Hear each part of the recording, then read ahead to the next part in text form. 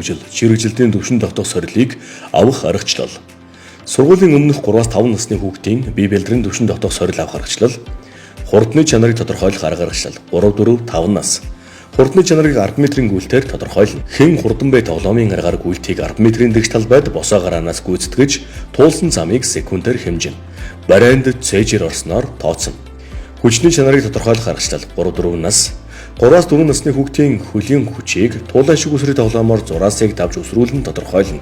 Гарааны шугамнаас эхний зураас хүртэлх зай 20 см, 3 настай хүүхэд 5 зураас, зураас хоорондын зай 35 см, 4 настай хүүхэд 10 зураас, зураас хоорондын зай 60 см байна. Хүчний чанарыг тодорхойлох аргачлал 5 нас.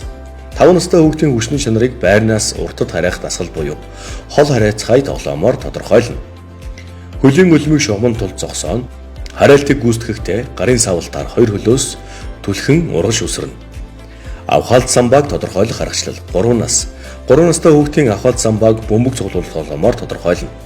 Хүүхэд шидэлтийн зураасны ард өлмийг байрлуулж чөлөөтэй зогсно.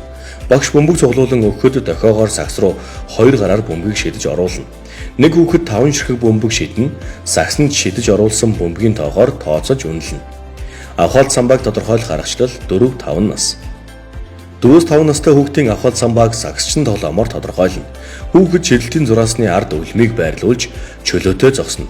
Хүүхэд бүр сагсанд 5 бөмбөг шидэж оруулна.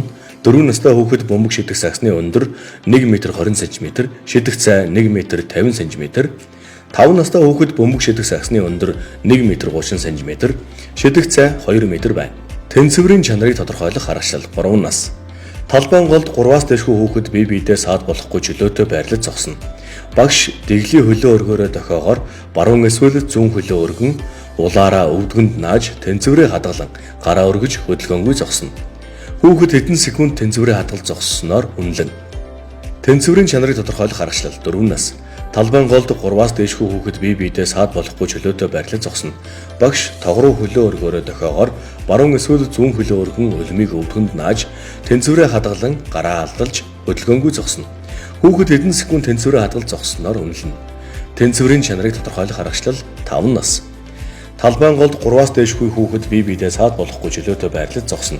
Багш хөшөө бол зогсоороо дохиогоор баруун эсвэл зүүн хөлөө өргөж тэнцвэрээ хадгалан гараа алдалж хөдөлгөөнгүй зогсно. Хүүхэд хэдэн секунд тэнцвэрээ хадгалж зогссоноор үнэлнэ. Бие бэлдрийн хөгжил, чирэгжилтийн төвшин тогтоох сорилыг авах аргачлал.